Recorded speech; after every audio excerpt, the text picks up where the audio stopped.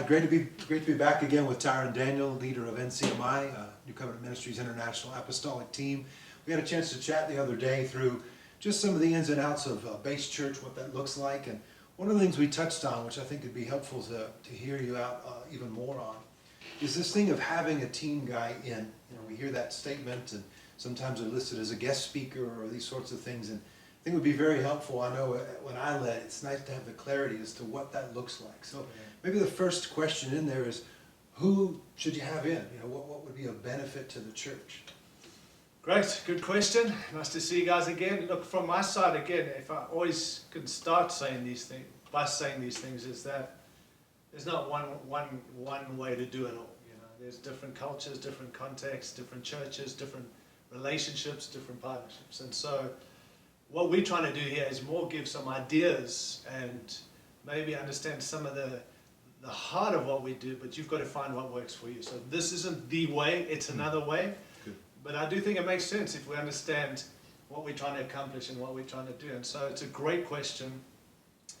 Again, we've seen guys do this really well, and we've seen other guys do it unhelpfully, and I think we're all trying to get better at this. And that's 40 years in, we're still learning our way and trying to find out how to do things better. But I think there is a way. There's definitely an intentionality we can do and pursue that will make it a more effective thing. And that's probably what this is about, hosting a guy or a team person or a gift. Yeah. It probably I'd rather call it teaming with the translocal, because when you're working together, it's not we come in and do something, it's we're actually on the same team working together to fulfill the mandate we've been given, but also to make the trip and the visit far more effective than just another speaker or a person in. So with that, you know, the thing of choosing the right gift and the timing, the fivefold, is there a timing to which is best to bring a certain gift in? Right.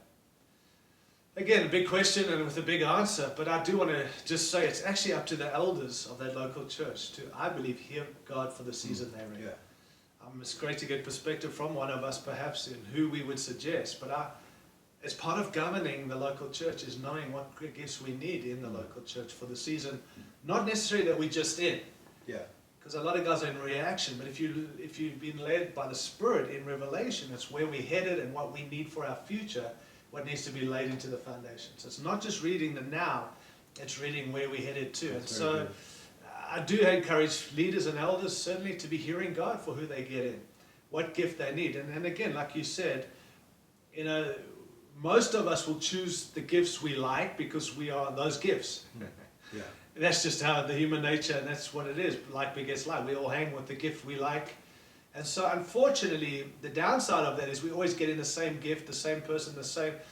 And I think we've got to think outside. There's 5 gifts given by Christ for the church, and we need all 5. And we need to read the season of where we're in, not what we like, what's God saying, what's God doing, what's going to add to what we're doing rather than what's just going to confirm what we're doing. And so it's hard to answer this is how, but I do believe you've got to be praying, seeking counsel, making sure you're getting the gift that's going to help be what God's called you to be in your season. And also understand, we can bring gifts, like we bring something to the church that does confirm what you're saying, but in a different way. And that gives people the ability to say, yeah, it's not just our leadership, God's speaking to us.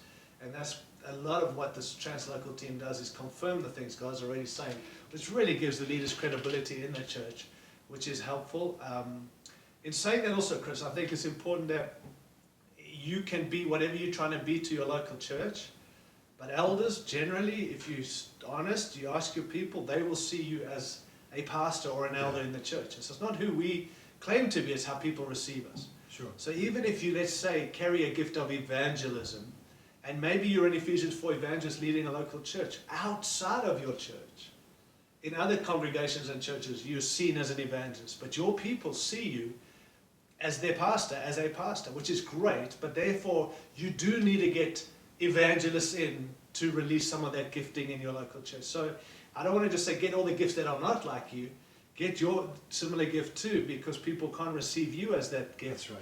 They will receive the gift coming in as the gift. And that's important, because a lot of guys say, well, we got the 5 in our church, we don't need anyone else, which sounds awesome. Yeah. I wish that was true, but actually you need these gifts to be translocal coming in. Right. And if you do have all 5, with all due respect, you should be sending those gifts out Yeah. to go and help other churches and be received. And so, again, be careful how you go about this, but I do want to just come back to say, hearing God, if you're not able to do that or you need a backup perspective, call one of the team guys and just say, hey, we feel like we need this kind of person, this gifting.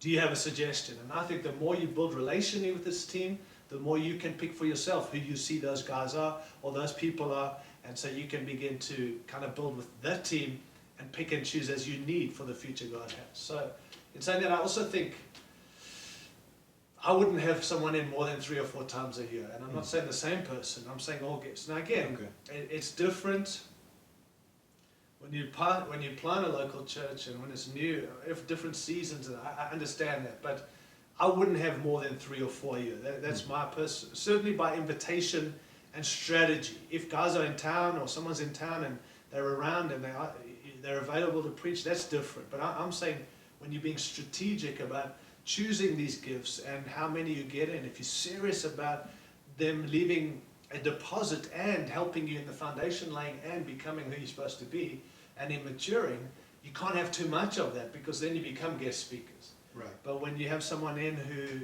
3 or 4 times a year and you have different gifts, then you want to build around that and you want to implement and you want to unpack what's being taught. And so that's why I think more than 3 or 4 times, probably a little too much in being strategic. But have the gifts in when they're around. But don't just have a new guy in every week. I mean, this is not a guest speaker by any means.